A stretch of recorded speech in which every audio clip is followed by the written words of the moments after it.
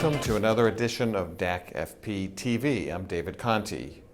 Our guest today is Tony Feder-Letao. He's president of Cambrian Asset Management. Tony, welcome to the show.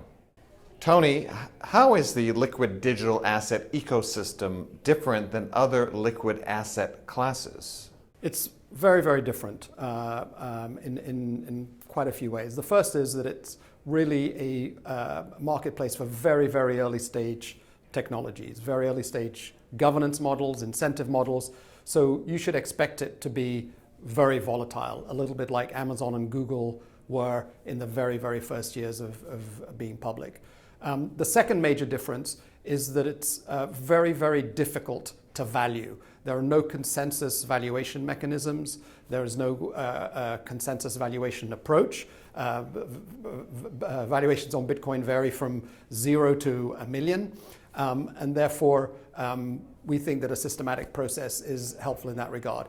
And then the third one is that it's subject to a huge amount of potential counterparty risk. The ecosystem as a whole is effectively nascent. It's very, very new, and therefore everyone is a startup. There's limited regulatory oversight and limited regulatory, firmly established regulatory rules, and these just make the ecosystem a little bit more complex to navigate, but it's obviously presenting some huge returns.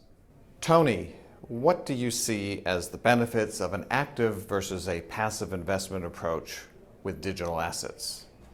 My answer to that question is related to my answer to how different this ecosystem is from a more seasoned liquid asset class.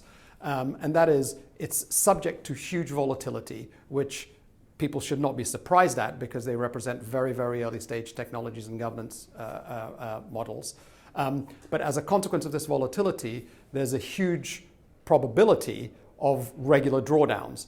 And so what an active management approach tries to do is avoid these drawdowns. That's what our strategy is focused on. It's on a risk management approach to cushion the drawdowns, to participate in as much of the upside as possible, and as a consequence be able to compound at a higher level than the underlying over a long period of time.